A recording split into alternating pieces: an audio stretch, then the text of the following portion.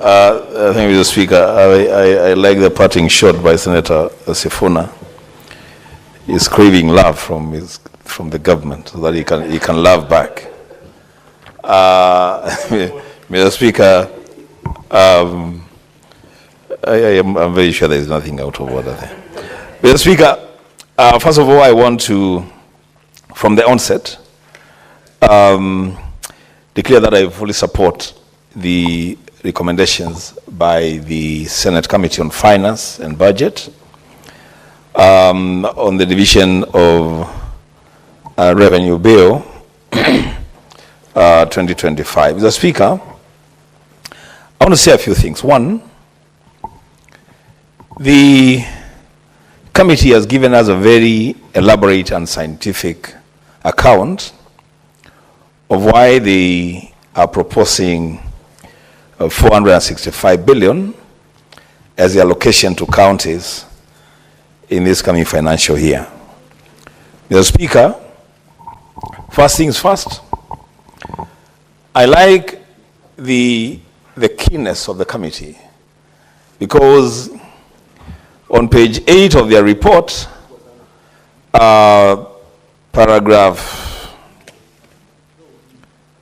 D, on the observations, they have captured it very well, Mr. Speaker, that the bill is using the most recent audited and approved accounts of revenue for the year 2020-2021, which then amounted to 1.5 trillion. But the same assembly, on April 15th, later after doing their maths, they approved the audited accounts of revenue of 1.9 trillion for the financial year 2021-2022, which then makes that 1.9 trillion the latest audited accounts, and all calculations then should flow from financial year 2021-2022. But Mr. Speaker, even without going to the science of this argument as captured by the report of our committee, Mr. Speaker, it is very clear that the ordinary revenue is growing every year, but there is no proportionate growth in revenue allocated to county governments. Mr. Speaker, when you look at the report, it captures the imagination of all Kenyans of goodwill, that there are expenditures that are non-discretionary for county governments. Expenditures like payments to chief, the housing levy, NSSF, and the county aggregated industrial parks. Mr. Speaker, these are policy decisions that have been taken at the national level, which policy decisions have a direct bearing on the revenues of county governments. When you say that you are going to allocate 250 million Kenya shillings for the county aggregated industrial park in every county, and every county government is supposed to match that allocation, as a Speaker, it is not like there is any county government that has the option of opting out. All of them must spend 250 million Kenya shillings to match the government expenditure for the parks. And for this reason, Mr. Speaker, there is reason to consider that amount in the allocation to counties. Because then if you don't, what it means is that they will have to stop other budgetary allocations for their functions to support the industrial parks. And Mr. Speaker, that is basic intelligence. Mr. Speaker, on the issue of the UHC, and every speaker has spoken to this matter, Mr. Speaker. You know, hardly a day passes before medics working under the universal health coverage demonstrate outside of Parliament, and specifically outside the gates of the Senate. Mr. Speaker, I heard the minister or the cabinet secretary responsible for health the other day saying that they are now going to be offloading the UHC staff to county governments. Mr. Speaker, if that is going to happen, then the expectation, Mr. Speaker, would be that all these UHC staff, if they have got to migrate to the county government's payrolls, then they must migrate with their budget for their salaries and allowances. Because, Mr. Speaker, you cannot expect that you will migrate such a huge portion of workers and staff to a level of government, and then that level of government is supposed to use their own money again to pay and compensate the important services offered by UHC staff. So, Mr. Speaker, there is reason. There is reason to stick to the guidance by our committee to ensure that counties get 465 billion for the next financial year. Mr. Speaker, I want to address myself to the issue of roads. Mr. Speaker, there has been debate as to whether then some of the roads that are being carried out by national government agencies, including Kenya and Kera, actually don't belong to county governments. Mr. Speaker, truth be told, and I'm happy that I've heard that the Prime Minister will be with us tomorrow.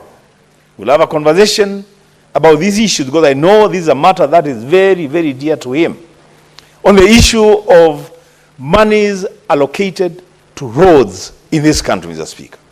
Mr. Speaker, there is no denying that the agencies of government, Kenya, and especially Kenya and Kera, are undertaking road projects that actually belong to county governments. As a Speaker, maybe a time has come to consider scrapping those agencies and transferring those funds to county governments so that they may be able to roll out road projects in their respective counties. Mr. Speaker, there have been arguments all through that, if you send money to the counties, the money is being stolen, governors are misappropriating funds. Mr. Speaker, that can never be a reason why we should not add monies to counties. Mr. Speaker, that's a lazy argument. Because, Mr. Speaker, if it is true, and I know it could be true, that money is being misappropriated at the county level. Mr. Speaker, there is a law that deals with people who misappropriate funds at whatever level of government. Instead of saying that we will not give more money to counties because they are going to appropriate the funds, Mr. Speaker, go for the people that are misappropriating those funds and charge them in a court of law. So, Mr. Speaker, we don't punish Kenyans who are supposed to be enjoying the fruits of devolution by the argument, lazy argument, that if we give more money to counties, then the governors and their cronies will steal the money. Mr. Speaker, the issue of the sharing of revenue to county governments and national government. Mr. Speaker, I wish this argument would sink and sink well. There is a very big misplaced notion that the national government can allocate money to county governments. Mr. Speaker, that is a notion that we must really deal with. And that is why, Mr. Speaker, and I don't know what has happened to a bill that I had proposed to separate the Ministry of Finance and Treasury. I think it's still being worked on. I don't know, Mr. Speaker. But surely, Mr. Speaker, it can never be that the national government will decide how much money will be given to county governments. That is not their work to do. Mr. Speaker, the decision as to how much money goes to each level of government is a decision of Parliament. The Speaker, the last time I checked, a Parliament is defined as the Senate and the National Assembly. So this matter sits properly where it is. It is us, elected leaders at the national legislature, to decide the division of revenue between the two levels of government, the national government and the county governments. And so, Mr. Speaker, what the Treasury can do is just make a submission like any other stakeholder would make a submission on how the monies should be shared. It should never be lost on us, Mr. Speaker, as legislators, as leaders in this country, that this is our responsibility. This is not the responsibility of the national government to determine and decide how much money will go to county governments. Another, Mr. Speaker, I want to address governors. Mr. Speaker, we spend a lot of time on the floor of this chamber and in our committees trying to push as much as we can to allocate funds that are commensurate with the functions allocated to county governments. Mr. Speaker, at times when we are negotiating and pushing for more funds, more often than not, the governors would strike a deal at some organization called IBEC and decide that they are going to settle for less. And Mr. Speaker, just by that stroke of decision, our people begin to suffer low allocations. Mr. Speaker, on this one, I want to plead with our governors to sit back and wait for the Senate to fight for allocation to counties, because that is a core responsibility and a core function of the Senate. The Speaker, as I conclude, I want to say this, Mr. Speaker. The CRA has a responsibility and a duty of care to ensure the success of devolution. One of the greatest things and assignments that the CRA should have undertaken by now, more than 15 years, Mr. Speaker, into devolution, is the aspect of costing devolved functions. Mr. Speaker, I don't know why it has taken forever for the CRA to do proper costing of devolved functions. So, Mr. Speaker, we stop groping in the dark. So when you say you want to finance a devolved function like agriculture in the 47 counties in the country, how much money is needed to be allocated to the counties to deal with matters agriculture? If you want to say, Mr. Speaker, we want to properly fund health, how much money do we need to devolve to the health dockets in our counties to be able to facilitate proper health care? And Mr. Speaker, so the CRA must be called out to move with speed, Mr. Speaker, and ensure that they cost the functions that are devolved. Mr. Speaker, the indication of how the percentages that should go to each level of government, the English use there is very simple and basic, that it is at least 15%. So the argument there should be that whatever it is that you do, even after you've done the costing, whatever you do, even if it costs so little, that allocation should not be less than 15% of the nationally collected revenue. As you got 15%, it's not addicted. It's not like you've been told just give 15%. You are told you can actually even, Mr. Speaker, you know the real analysis of that provision is that you can actually decide to give even 80% of the nationally collected revenue to counties and give 20% to the national government. That is the interpretation. For as long as you don't give county governments less than 15% of the nationally collected revenue. And Mr. Speaker, when you talk about the nationally collected revenue, what are we talking about? We are talking about monies collected in every corner of this country. Mr. Speaker, it is very unfair to the remote parts of our country where revenues are collected and so little of it is plowed back to those regions.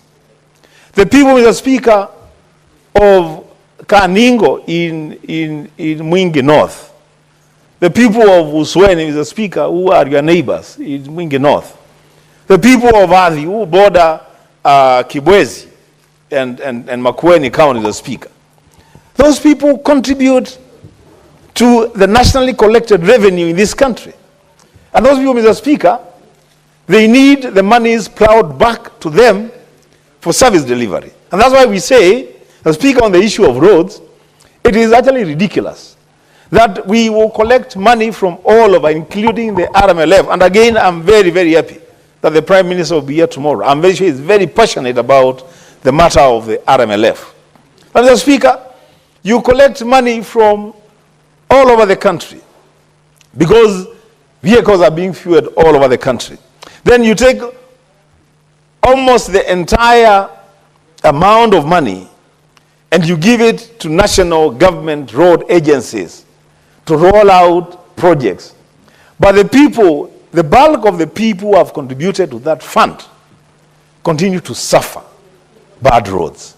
Mr. Speaker, it is time that this Senate put the foot on the ground, Mr. Speaker, and insist that we are going to stick to 465 billion Kenya shillings allocated to the county governments. Mr. Speaker, lastly, to the members of the National Assembly,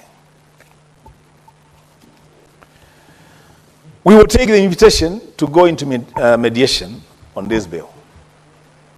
But what I want to tell members of the National Assembly is that the country is watching. Their people are watching.